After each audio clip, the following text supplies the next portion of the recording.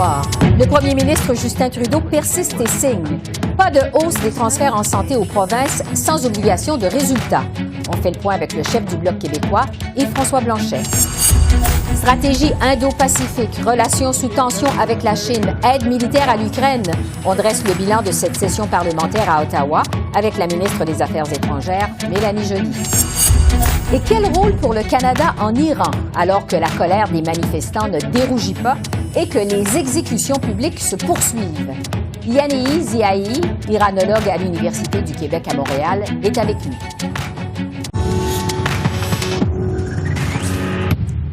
Bonsoir, Mesdames, Messieurs. Alors que la session parlementaire prend fin à Ottawa, on a eu un avant-goût aujourd'hui de la rencontre très attendue entre les premiers ministres Justin Trudeau et François Legault vendredi à Montréal. Ce sera pour les deux hommes une deuxième rencontre en moins d'un mois après celle survenue en marge du sommet de la francophonie en Tunisie. Au menu des discussions, l'immigration, le chemin Roxham, la protection du français et bien sûr l'épineuse question des transferts en santé. J'ai bien hâte de continuer à rencontrer les premiers ministres de façon régulière. J'ai une rencontre avec le premier ministre Legault très bientôt. On va continuer de parler de comment on va livrer un système qui va avoir les résultats dont les Canadiens ont besoin. On a besoin d'améliorer nos systèmes de santé. Le gouvernement fédéral a un rôle à jouer absolument, mais on reconnaît le leadership des provinces en matière de santé. Ils vont continuer de le faire. À chaque année, le problème s'empire. Oui, le gouvernement fédéral a fait des versements aux provinces non récurrents, mais quand on fait une planification, puis même c'est le Conference Board qui le montrait, on voit que dans les prochaines années, le gouvernement fédéral va se trouver en situation de surplus, puis les provinces vont creuser leur déficit. Donc, il va y avoir un risque de d'autres empiètements du gouvernement fédéral dans des champs de compétences des provinces. Donc, c'est vraiment un problème de fond. Et la question des transferts en santé, ça a justement occupé une grande place dans le bilan du Bloc québécois aujourd'hui, en cette fin de session parlementaire. Selon le chef Yves-François Blanchet, la session a été marquée justement par des affrontements Ottawa-Québec sur la santé, mais aussi sur le français et l'immigration, et par l'ingérence d'Ottawa dans des compétences du Québec. Alors, pour en discuter, je retrouve le chef du Bloc québécois, Yves-François Blanchet. Bonsoir, M. Blanchet. Bien le bonsoir. On va commencer avec les transferts en santé. Bon, on vient d'entendre le premier ministre Trudeau qui persiste et signe. Il va y avoir une obligation de résultat de la part des provinces préalable aux transferts en santé. On sait que M. Trudeau rencontre le premier ministre Legault vendredi. Vous espérez quoi de cette rencontre? Vous vous attendez à quoi, en fait? En fait, je vais commencer par l'autre question parce que qu'est-ce qui fait croire à M. Trudeau que les systèmes de santé du Québec et des provinces n'ont pas déjà des obligations de résultat? Ces gens-là sont redevables devant leurs propres électeurs et devant leurs propres contribuables. Et là, Justin Trudeau arrive dans l'affaire et il dit « Moi, je suis meilleur, moi, je suis plus fin. » Mais il n'y a pas de système de santé fédéral. Ça n'existe pas. Donc, est-ce que c'est mieux de confier l'argent qui est dû et demandé par le Québec et les provinces au Québec et aux provinces qui opèrent déjà avec beaucoup de mal parce qu'ils sont gravement sous-financés à cause du déséquilibre fiscal dont M. Trudeau abuse, ou de créer un autre système de santé, un autre système de normes, un autre système de mesures? Ça va être long, ça va devoir être négocié. Et pendant ce temps-là, les gens attendent dans les urgences, les gens attendent leur chirurgie, les gens ont peur de l'influenza ou de la COVID. On a une crise, moi je trouve que c'est une crise nationale de santé mentale. Et M. Trudeau prend tout ce monde-là en otage, puis il dit non. Vous aurez l'argent si vous me donnez à moi votre juridiction aux petites provinces que vous êtes.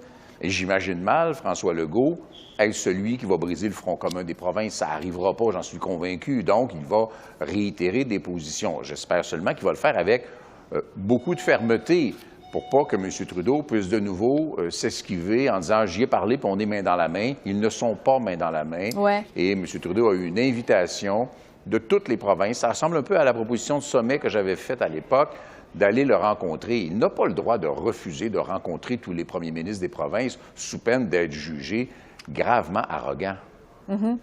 Parce que, si Ottawa ne cède pas, parce qu'on vient d'entendre M. Trudeau qui reste vraiment sur ses positions, semble déterminé à imposer des conditions aux provinces, s'il y a d'autres provinces qui finissent par conclure des ententes, je dirais, à la pièce avec le gouvernement fédéral, justement sur les transferts en santé ou sur des sommes en santé, est-ce que vous pensez que Québec, finalement, n'aura pas le choix de céder? Je ne crois pas que Québec doive céder. Je pense que Québec, en soi, a la force nécessaire pour faire face. Et, vous savez, dans le Front commun, c'est tout le monde. Mais lorsqu'on est le gouvernement fédéral, la stratégie, elle est simple. Imaginons que le transfert en santé représente un montant X par personne. Bien, faire tomber le Front commun en travaillant le Manitoba ou l'île du Prince-Édouard coûte beaucoup moins cher que de faire tomber le Front commun en s'attaquant à l'Ontario ou au Québec, qui sont beaucoup plus populeuses. Tant que les deux provinces-là sont d'accord et solides, le fédéral reste dans une position un peu précaire. Mais bien sûr, ce qui est très, très fort présentement, et ça fait longtemps qu'il y a des gens qui pariaient que ça allait briser, le Front commun des provinces se tient. Et le message du fait que ce n'est pas légitime, c'est à la limite triché de la part du fédéral que d'imposer des conditions dans un champ où il n'a pas la compétence en termes constitutionnels, puis il n'y a pas la compétence dans le sens qu'il ne connaît pas ça. Alors, on va suivre ce dossier-là. On va voir si ça va finir par débloquer finalement. Je veux vous entendre sur l'enjeu de l'immigration parce que vous avez réagi cette semaine à la déclaration de M. Trudeau qui a dit que le Québec pouvait recevoir jusqu'à 112 000 immigrants par année. La majorité des francophones, bon, évidemment, au Québec, on dit que c'est au Québec de décider de ces seuils. Quand on sait quand même que la province dépense pas tout l'argent qu'il lui envoie à Ottawa pour la francisation des immigrants, est-ce que vous pensez que le Québec maximise tous ses outils à sa disposition, tous ses pouvoirs en immigration? Ça, c'est une pirouette rhétorique d'Ottawa. Québec utilise l'argent qui est envoyé en francisation et en intégration. Ce n'est pas que la francisation, la somme qui est versée, d'une part. Outre ça, le piège, il est parfait. Mais un piège est parfait jusqu'à ce qu'on le définisse comme étant un piège. Le piège, c'est soit vous accueillez beaucoup plus de personnes que vous êtes capable d'en franciser ou d'en intégrer ou à qui vous êtes capable d'offrir un système de santé adéquat ou l'éducation adéquate ou les services de garde adéquats parce que ça coûte quelque chose. Alors, soit vous accueillez ce nombre-là et vous êtes incapable de les franciser et le français recule, ou soit vous les accueillez pas, vous en accueillez moins et votre poids à l'intérieur de la Fédération canadienne, il ratatine aussi. C'est une situation perdante pour le Québec. Et à ça, on ajoute aux 112 000 de la règle de 3 très intelligente de Justin Trudeau, qui ne tient pas compte qu'il y a 8 millions de parlants français en Amérique, puis qu'il y a 300 millions de parlants anglais, puis que l'intégration naturelle en anglais est beaucoup plus facile qu'en français, ça va de soi. Mais on ajoute, ajoutez les 50 000 demandeurs d'asile au chemin Roxham, puis les 10 000 à peu près Mexicains, tous des gens qui sont légitimes dans leur demande, là, mais qui entrent sur le territoire, essentiellement au Québec, et qui s'ajoutent aux fameux 112 000. Il est impossible pour le Québec d'accueillir tout ce monde-là. Sur le maintien du poids démographique du Québec au Parlement canadien, parce que c'est une de vos motions qui a été adoptée cette session aux communes, si le Québec maintient justement ses seuils à 50 000 immigrants par année, est-ce que ça vous inquiète? Comment vous voyez évoluer ça dans l'avenir? Moi, je suis un peu à l'écart de ce qu'on a souvent vu dans le mouvement nationaliste ou souverainiste. Je n'ai pas peur du nombre d'immigrants. Qu'on en accueille autant qu'on est capable d'en intégrer. On a un devoir à ces gens-là. On n'est pas des méchants qui ne veulent pas les intégrer, là.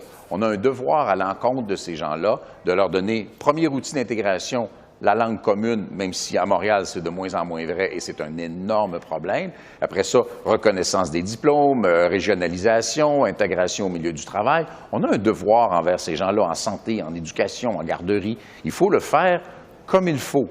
Et pour l'instant, on n'a pas les outils de mesure et de vérification de l'efficacité de nos propres mesures d'intégration et on se fait dire par quelqu'un qui semble avoir tout intérêt à nous nuire qu'il faut pratiquement doubler ou tripler le total des gens qui entrent ou restent au Québec par la suite.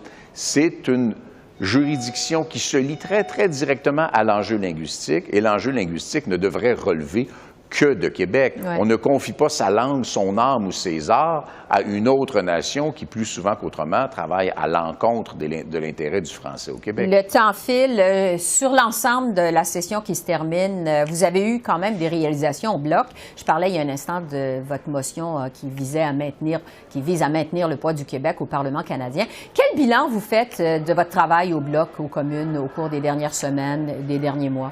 Malgré le fait que lorsqu'on arrive en Chambre, et à quelques exceptions près, dont la loi qui va protéger les fonds de pension des travailleurs retraités, qui a été redéposée par les conservateurs, mais qui est un travail de nombreuses années de Marilyn Gill, députée de Manicouagan, on a des votes qu'on a gagnés, mais l'alliance entre le NPD et les libéraux fait moins paraître le fait qu'en travaux de comité, lorsque la confiance envers le gouvernement n'est pas en jeu, le Bloc a fait changer énormément de projets de loi. C11, qui devrait être adopté au début de l'année prochaine, a été profondément transformé par le Bloc québécois à la satisfaction, dans la plupart des cas, du milieu des arts et de la culture. On a beaucoup de travail qui se fait. Je pense qu'on relève beaucoup le standard et que sans la contribution et le rôle du Bloc québécois, les intérêts du Québec, la différence du Québec, la démographie du Québec, la langue du Québec ne seraient que peu ou pas du tout prises en compte dans le Parlement fédéral. On est une espèce de rempart qui protège le Québec, en attendant, bien sûr, parce que c'est notre proposition que le Québec réfléchisse de nouveau à son avenir politique au sens le plus large du terme. Mais je pense qu'on joue un rôle assez crucial et je suis très, très fier du travail de notre équipe. Alors, on va continuer de vous suivre au Bloc à la reprise des travaux en janvier. Yves-François Blanchette, merci. J'en profite pour vous souhaiter de joyeuses fêtes. Merci beaucoup. Je vous en souhaite autant. Merci, au plaisir. Au revoir. Et je poursuis sur le bilan de cette session parlementaire, mais cette fois avec la ministre des Affaires étrangères, Mélanie Joly. Bonsoir, Madame la ministre. Bonsoir, Esther. Comment allez-vous? Ça va très bien, merci. Merci d'être avec nous. Ça va plaisir. Ça a été une session vraiment chargée pour vous. Bon, il y a eu les dossiers de l'Ukraine, Haïti. Vous avez aussi dévoilé la stratégie Indo-Pacifique de votre gouvernement. Évidemment, c'était très attendu que cette stratégie. On va justement commencer par ça. Stratégie qui a été saluée par plusieurs, mais quand même, il y a eu des critiques, notamment que ça manquait de clarté, que ça manquait d'étapes précises pour sa mise en place, sa mise en œuvre. Qu'est-ce que vous répondez à ces critiques? Je pense que pour la première fois, le Canada se dote d'une politique étrangère qui vise à vraiment être un partenaire fiable en Indo-Pacifique, donc en Asie. C'est la première fois en 25 ans qu'il y a une politique étrangère même qui est publiée par le gouvernement du Canada. Et donc, on arrive avec une approche qui est très claire et aussi qui est soutenue par un investissement de 2,3 milliards de dollars. Maintenant, je comprends qu'il y a peu eu de critiques et en fait, ça crée une somme toute l'unanimité, ce qui est une très bonne chose parce que le but, lorsque viennent les dossiers d'affaires étrangères, c'est qu'on ne politise pas trop la question, mais très certainement, j'entends le message à l'effet qu'on doit accélérer la mise en œuvre et très certainement, nous allons avoir un plan pour assurer la mise en œuvre de la stratégie Indo-Pacifique. Donc, il va venir sous peu. Évidemment, ce qu'on en retient aussi de cette stratégie, c'est que le Canada hausse le ton face à la Chine, alors qu'il n'y a pas si longtemps, le premier ministre Trudeau envisageait même négocier un accord de libre-échange avec la Chine. Alors, à partir de maintenant, comment vous voyez la relation du Canada avec la Chine? Mais au niveau de la Chine, on l'a mentionné, la Chine est une puissance mondiale perturbatrice. De plus en plus, elle a des intérêts qui sont moins alignés avec les nôtres. Et c'est un pays qui, somme toute, tente de faire, tantôt de transformer les règles internationales ou ne pas nécessairement les suivre pour ses propres intérêts. Et donc ça crée beaucoup d'instabilité mondiale. Pourquoi? Parce que les normes internationales qui ont été mises en place au lendemain de la Deuxième Guerre mondiale ont assuré une forme de stabilité internationale depuis la Deuxième Guerre mondiale. Et plus on s'en éloigne, plus on se retrouve à créer cette instabilité. C'est pourquoi, dans le fond, il y a eu autant de pays qui ont dénoncé la guerre en Ukraine, l'invasion, en fait, par la Russie de l'Ukraine, qui allait clairement à l'encontre des normes internationales. Mais c'est pourquoi aussi on lance un message clair à la Chine. En même temps, ce qu'on veut faire avec la Chine, c'est aussi de pouvoir s'engager diplomatiquement, être en mesure d'avoir des conversations parfois difficiles, mais parfois aussi basées sur des objectifs communs, comme c'est le cas à la COP 15 présentement au moment où on se parle, où il y a des négociations sur la protection de la biodiversité et où la Chine préside la COP et nous sommes l'hôte comme pays de la conférence. Parce que vous avez dit justement que vous espériez continuer à avoir de la collaboration avec la Chine de certains dossiers, sur certains dossiers, notamment celui de la lutte au changement climatique. Avec tout ce qui s'est passé quand même en marge du sommet du G20 entre le président Xi et M. Trudeau, est-ce que vous pensez que le Canada peut encore espérer de la collaboration de la part de la Chine? Bien, au moment où on se parle, ça se passe à Montréal. Notre collègue Stephen Guilbeault, ministre de l'Environnement, est en contact quotidien avec son homologue chinois. Donc, on est capable de travailler ensemble, certainement lorsque vient la question de la biodiversité, certainement lorsque vient la question de prévenir les futures pandémies ou encore tout ce qui est en lien avec la gestion des menaces nucléaires et le fait que, justement, on puisse contrer toute forme de tension liée à l'utilisation des armes nucléaires, Ouais. particulièrement dans la région, alors qu'on sait que la Corée du Nord, peu à peu, augmente la fréquence de ses essais nucléaires. Ouais. Dans le dossier de la guerre en Ukraine maintenant, ça fait presque 10 mois que la Russie a envahi l'Ukraine. L'hiver s'est installé là-bas. L'Ukraine vit, on le sait, sous la terreur des drones. Il y a des coupures constantes d'électricité. Le Canada en a déjà quand même fait beaucoup. Est-ce que le Canada prévoit en faire encore plus, davantage? Oui, on va en faire plus. Parce qu'on doit en faire plus et on doit soutenir l'Ukraine tant qu'elle n'a pas gagné. Pourquoi? Parce que si on laisse tomber l'Ukraine, ça veut dire qu'on laisse tomber les principes de droit international qui nous ont protégés depuis les 80 dernières années. Et c'est pourquoi on est si alignés, les États-Unis, l'Europe, les Anglais également. Parce qu'on doit lancer un message clair à la communauté internationale et certainement aussi à la Russie que lorsqu'on viole les principes de la Charte des Nations unies, à ce moment-là, ça ne passe pas. Et donc, on va soutenir les Ukrainiens dans leur bataille qui est existentielle. Donc, vous dites que le Canada va en faire plus. On sait que votre gouvernement a déjà imposé toutes sortes de sanctions contre la Russie, notamment en gelant des avoirs des élites russes, en stoppant des importations, des exportations. Est-ce que ces sanctions canadiennes, vraiment, ça a de l'impact ou si c'est plus symbolique qu'autre chose? Ça a beaucoup d'impact. Ça a beaucoup d'impact parce qu'on travaille avec les États-Unis, avec l'Europe pour s'assurer qu'il n'y ait pas de faille dans le système.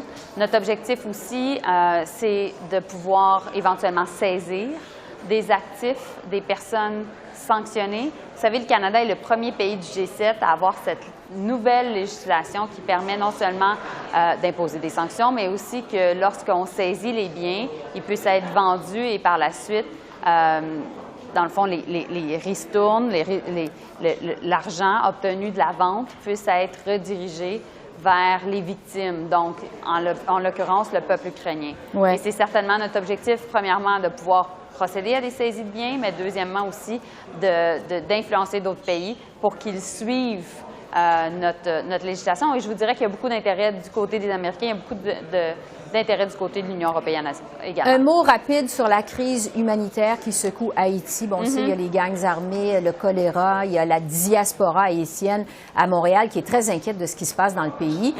Il y a des pressions pour que le Canada prenne les commandes d'une force d'intervention en Haïti. Est-ce que ça pourrait être envisageable finalement? Mais ce qu'on fait présentement avec Haïti, c'est on prend une nouvelle approche. La nouvelle approche, c'est vraiment d'imposer des sanctions qui n'ont jamais été imposées auparavant.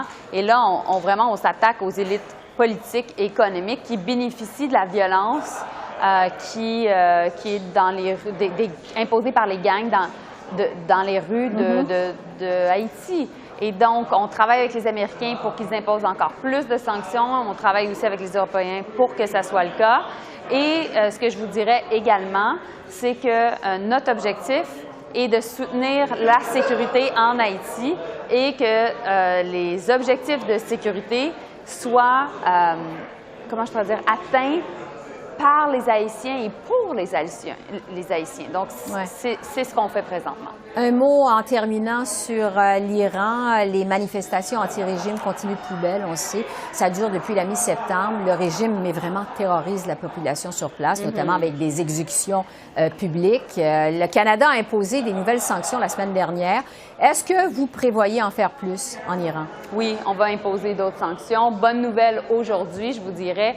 On était capable de travailler très fort. On était vraiment les rédacteurs derrière la résolution qui est passée aux Nations unies visant à expulser l'Iran de la Commission des droits de la femme aux Nations unies. Et on a été capable d'aller chercher le soutien des États. Alors, bonne nouvelle, l'Iran a été expulsé de cette commission importante-là.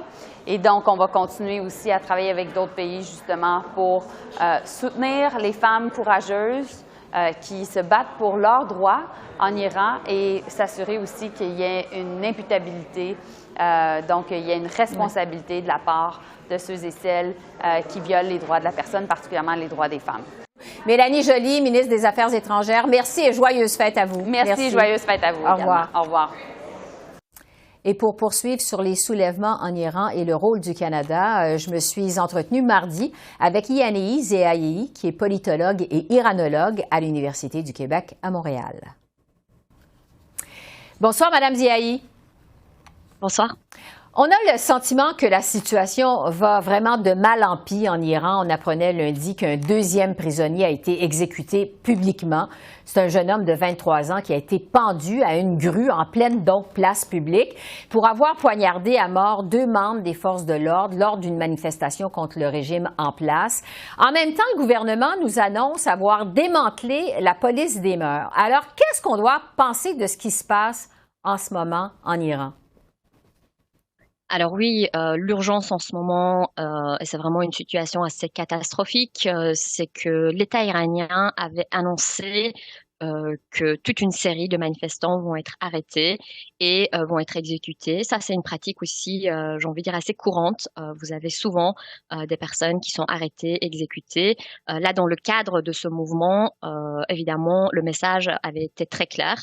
Et là, les exécutions commencent. Donc, on a eu malheureusement l'exécution d'un jeune homme de 22 ans, Mohsen, ensuite suivi de la pendaison publique de Majid Reza, 23 ans. Donc vous voyez, c'est vraiment des jeunes personnes. Là, en ce moment, Amnesty International a donné une liste de 28 personnes qui sont en attente d'exécution. Ce chiffre, en fait, commence à augmenter. On parle de 28 noms. Là, on est à 39 noms. Donc ce qu'il faut lire là-dedans, c'est que malheureusement, dans les jours et les semaines qui vont venir, le nombre d'exécutions en Iran augmente. Et ces personnes qui sont exécutées, c'est des personnes qui ont participé de manière directe aux manifestations dans l'espace public.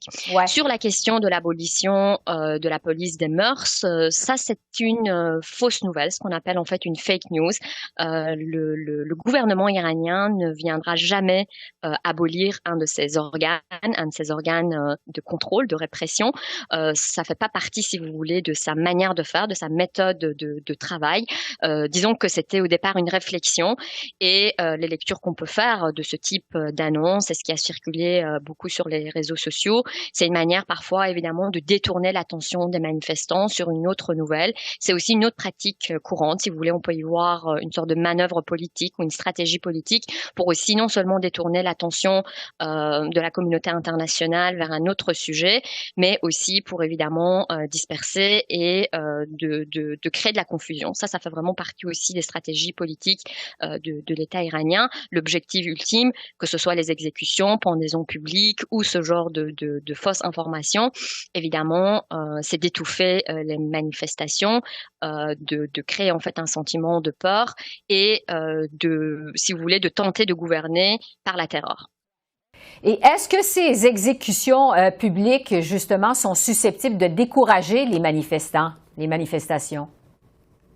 Ce qu'on est en train de voir, c'est que ça vient encore une fois davantage nourrir, si vous voulez, le sentiment de la colère sociale, de la frustration, de l'indignation. À chaque exécution, ça vient confirmer en fait que cette population ne veut plus du système, ne veut pas d'un système évidemment qui exécute, ne veut pas d'un système qui ne respecte pas les droits humains.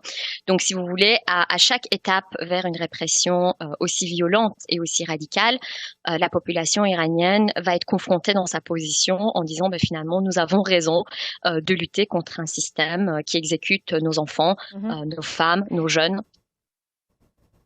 En fait, je vous pose la question parce qu'on dit que ces manifestations, ce sont les plus importantes depuis le soulèvement populaire qui était survenu en Iran lors de la révolution de 1979, qui, on le sait, avait conduit à la chute du Shah, à l'instauration d'une république islamique. Ça avait été évidemment un événement majeur dans l'histoire du pays. Est-ce que c'est le cas? Est-ce que ces soulèvements qu'on voit actuellement en Iran peuvent se comparer à ce qui s'est passé en 1979? Oui, moi, je joue toujours la carte de la prudence dans les comparaisons parce que vous savez, on peut avoir du recul vis-à-vis de la révolution de 1979. On n'a pas encore assez de temps et de recul et de chiffres exacts pour pouvoir faire une comparaison comparaison exhaustive. Par contre, les forces de ce qu'on peut voir par rapport au mouvement actuel qu'on connaît depuis le 16 septembre 2022, c'est justement le fait que la population, même si je pense qu'il y a un sentiment de fatigue qui peut les habiter, je pense que l'indignation est tellement forte qu'on voit non seulement une continuité dans le temps, mais on voit également une résistance qui s'organise. Et ce qui est aussi d'autant plus intéressant, c'est que ça se fait à l'échelle de l'ensemble du pays. Il y a maintenant de manière systématique une demande de grève générale et on voit que différents acteurs ont rejoint le mouvement depuis le 16 septembre.